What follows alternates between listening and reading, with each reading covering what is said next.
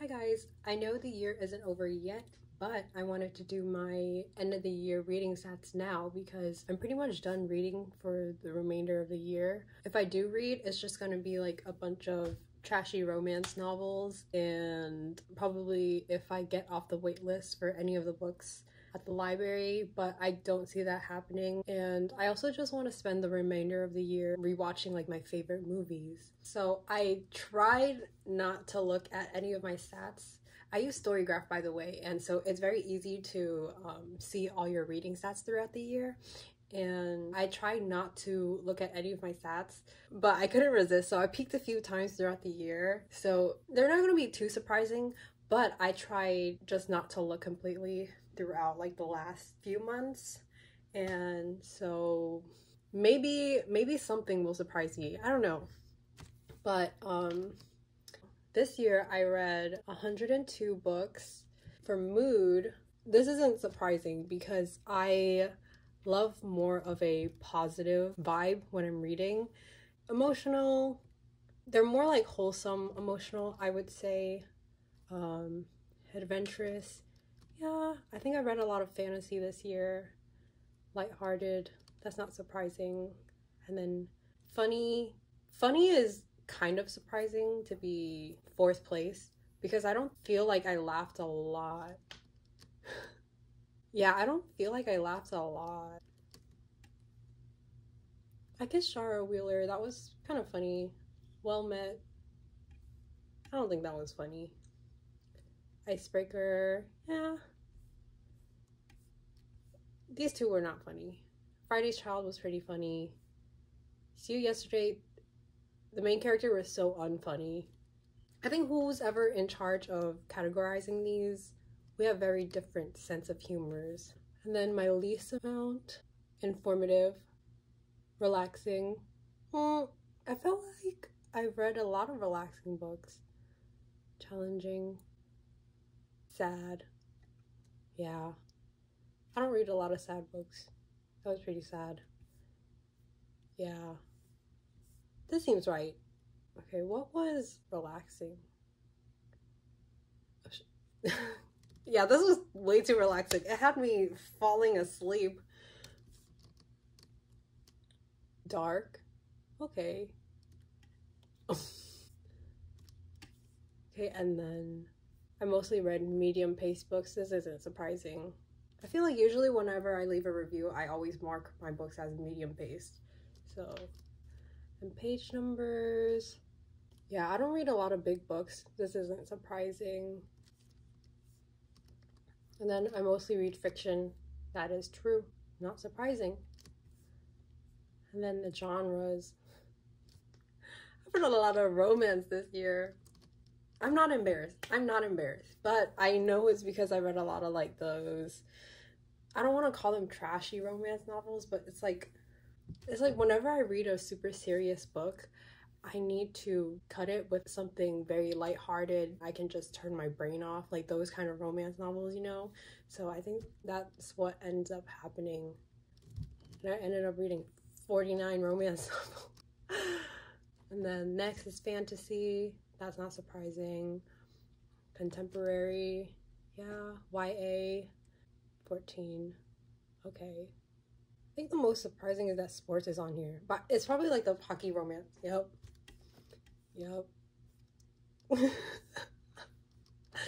I don't know if that should be classified under sports though. And magical realism, short stories. 2. I remember 1. Oh, yeah. And then essays, memoir, play, poetry, art. Okay, this is Upstream. This is I'm Glad My Mom Died. Play, Romeo and Juliet. Poetry, Almond Blossoms and Beyond. Art. I would not classify this as art.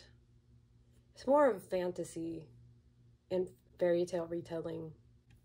This is very not surprising. Okay, most read authors. Okay, S.T. Abby is at the top because, so my best friend, She does not read. She doesn't read, I read. And so she'll see these like TikTok videos because she's somehow on Book Talk, and she'll send those to me and she's like, this sounds interesting. Can you read this for me? And so that's what happened. She found one and I was like, okay, I'll read this. And it was like a series. It was 5 books in the series and I read it all and it was all right. And then I had to tell her about it afterwards. And then Faith Erin Hicks and Jean Yang. These 2 was from the Avatar comic books. I was doing like a rereading of them all this year. And then Lily Gold. Her books were actually very good. That was like a surprise find this year. I was pleasantly surprised. They're smutty, but it ended up being very, not depressing, but very kind of heartbreaking. Like, it's a romance novel with a side of very serious topics. So yeah, I ended up really liking the first book that I read of hers, and so I just read like everything else that she wrote, and I thought they were really good. So she writes reverse harems, and I'm not even into that, but her books were just so good. I was like, I don't even mind reading about this. And then number of books and pages read per month. I don't know what happened in June. I think I know what happened in June. I think this is when I read 1Q84 and I fucking hated that book. Let me see. Well, let me see. Okay, it won't let me see what book I read, but we're just gonna go with 1Q84 because that put me in a reading slump afterwards because that book was so terrible and it was so freaking long. It took me so long to read it. So I'm pretty sure that's the one book I read in June. I read 14 books in July. Seeing these stats up close, they're kind of crazy. 16 books? When did I do that? 5,000 pages? 13 books? That's kind of crazy.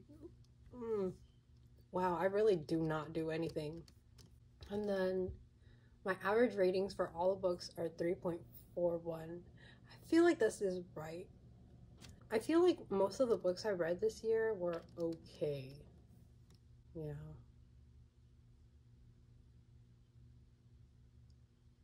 Like, I'm not surprised. I'm surprised by how many 4-star books I have. But down here being a lot, yeah. Okay, and since I read 102 books this year, I have a few recommendations. The first book I have is a mystery/thriller, and it's called Confessions by Kanae Minato, and it's translated by Stephen Snyder.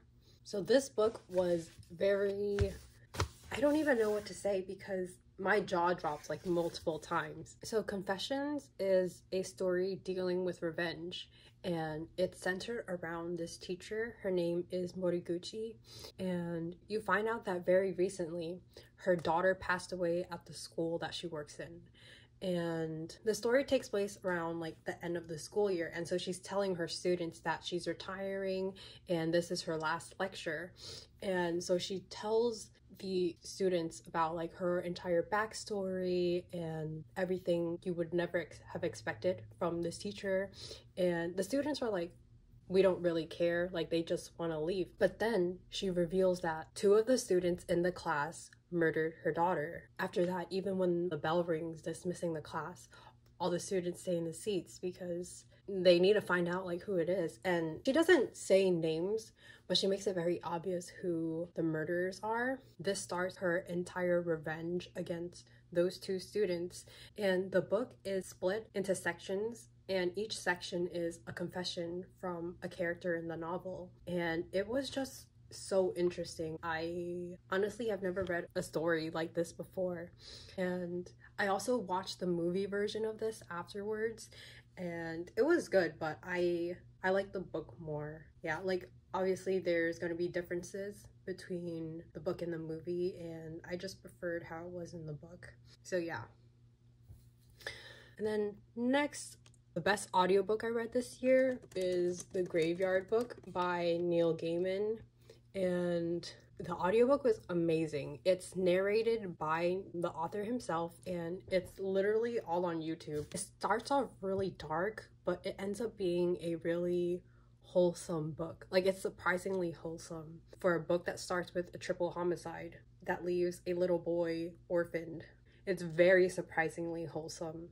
Like I said, it starts off with a triple homicide that leaves like a baby, an orphan, and he ends up at this graveyard. And in order to protect him, these, not people, but ghosts and beings at this graveyard, they raise this little boy and protect him from the man who murdered his family. It's obviously a hard task for people who are dead trying to raise a living boy. And I don't know, it was just really wholesome, and it was really funny because listening to it, you're able to hear how the author intended for the jokes and the dialogue to come out, and it made me laugh. So I think this is one of the books that deserve to be in the funny category. Okay, and then next, the best horror book I read was Into the Drowning Deep by Myra Grant. I rated this book 3.5 stars, but I docked off stars because of minor things like common sense stuff that I feel like the characters could have done better. But overall, it was a pretty good book. Horror aspect was there. It felt like a movie.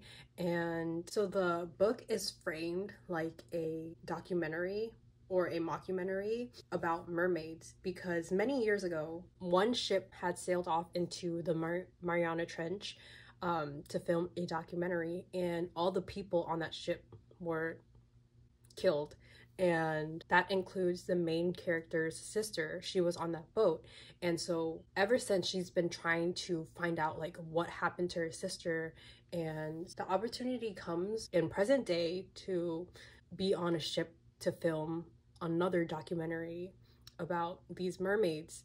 She knows for sure that the mermaids were the people that killed everyone on that ship, and now they're trying to capture proof, and there's a lot of like gore. So if you're not into gore, you probably won't like this because there's a lot of blood, a lot of death, a lot of killing. It was a page turner for sure. And then the next book I read, best memoir, probably not surprising, but it's I'm Glad My Mom Died by Jennette McCurdy. I'm not gonna go deeply into this book because I feel like most people probably already know what this book is about, and if you wanted to read it, you probably have already read it or you're going to read it. Everything that needs to be said about this book has already been said. Like, it was amazing. It's very sad, and I found her to be a very good writer. And then the best manga I read this year is I Think Our Son Is Gay. So far, for the English translation, I think only the first 3 volumes have been translated. So I'm waiting on the 4th one. I Think Our Son Is Gay is a very wholesome slice of life, kind of coming of age manga. It's about a mother raising 2 sons, and she suspects one of them to be gay. And she's very supportive and she loves him a lot, but she just wants to know that she's raising him right and that he's happy, and she wants him to figure it out on his own terms. And whenever he's comfortable, obviously she would like him to come out to her, but in the meantime she wants to provide like a safe and happy and loving environment for him, and without like revealing that she knows. Even though nothing much happens in the series, it was just very sweet to read about. It made me very happy. Okay, and then next, the best fantasy / series that I read this year was 6 Crimson Cranes by Elizabeth Lim. I actually really loved this book a lot. So the first book was amazing. I loved it so much, and then I read the sequel, which was also as good, but I think the first one was just way better. It's a fantasy / fairy tale retelling, kind of. I just really enjoyed the fantasy, the world building, and the inspiration the author got from like East Asia. And I also really liked the romance as well. I remember crying because there was this one scene, like this one line in this book that just made me start sobbing. And then in the next book as well, I was crying until I couldn't breathe. And that's how a book gets me. Like, if a book can make me cry, it means the book was good. Like, if you made me care enough and invested enough to cry and sob, it's over. Like, it got me good. And then my favorite romance book that I read this year was The Dead Romantics by Ashley Poston. I didn't really have any expectations going into this book, but I came away from it loving it. Like, it was surprisingly so good. I wasn't sure what I was expecting from this book, especially since I read another story about people dealing with the dead and like ghosts earlier in the year, but I thought this book was amazing. It was everything I never knew I wanted in a story dealing with death and grief, because it's about the main character dealing with the loss of her dad. And I just found the prose to be so beautiful, and the story was funny and wholesome and very warm-hearted. Usually in stories dealing with grief, it gets very sad. And of course, like, you're dealing with death. But this book was so much more than that, because we live in a culture where death is mostly seen as something heavy and not something you want to speak about. In The Dead Romantics, it focuses instead on like the good memories created and left behind and how that can be a comfort to us. It sounds very simple, but I just loved how the story went about it and how the author was able to weave it so beautifully into her story. Yeah, like, I loved the humor and I loved the romance, and then I loved like the small town that the main character found herself going back to, even though it was the town that she never really loved. Yeah. And then my favorite graphic novel that I read this year was The Magic Fish by Trung Nguyen. This book deals with a lot of topics. It's a children's book, and it's also a book about first generation children to immigrant parents and how that typically comes with like a language barrier between the child and the parent and how it makes it hard to communicate. It also deals with a young child realizing his sexuality. So one of the ways that the son communicates to his mother is through storytelling, and she would tell him and read to him like fairy tales. And I just found everything about this book to be beautiful. I think this is probably my favorite book of the year. And yeah, I just thought everything about this book was so beautiful. The illustrations were amazing, and I loved how the illustrator used monochromatic colors, and the styling and the details were so beautiful. And there was this one fairy tale that deals with like dresses, and I want those dresses so badly. Like, I cannot emphasize like how beautiful this graphic novel was. The illustrations and the text complemented each other really well, and I love the integration of the fairy tale into the main storyline. I don't know, I don't see this book recommended a lot. Like, when I recommended it on Reddit, it had only been recommended like one time, and it was from me. Even though this is like a children's graphic novel, more people should read this, especially if you really love art. I think you would enjoy this book a lot. Okay, and then my favorite historical romance book that I read this year is Friday's Child by Georgette. This book was written in 1944, so when reading this, there's some parts where I was like, feel like this does not hold up in like the 21st century, but I don't know, it was one of those things where I just had to get over or just ignore. And I really came to love this book, and I did not expect it to, because it was very funny, and I just really liked the romance and how wholesome it came to be. So if you love marriage of convenience and I guess historical romances, then you will probably love this story, because I'm not really into marriage of convenience and like fake dating, like all of those tropes, but I really came to enjoy this one. Like, I loved how wholesome the main female lead was, and how the main male lead came to really love her, even though he never expected to. And then there are two special mentions that I want to make. The first one is How to Train Your Dragon. This book I also listened to as an audiobook, and I thought it was so amazing. And the reason why I didn't have this as my favorite audiobook of the year was because overall the Graveyard Book was better narration wise and also story wise. And I think for How to Train Your Dragon, while I did like the story, my excitement mostly came from the fact that it was narrated by David Tennant, and I love David Tennant because I love Doctor Who. I think he did an amazing job narrating the story. The story itself was very cute, but I do love the movie more because it's my favorite movie. And so yeah. And then the second book is Half a Soul by Olivia Atwater.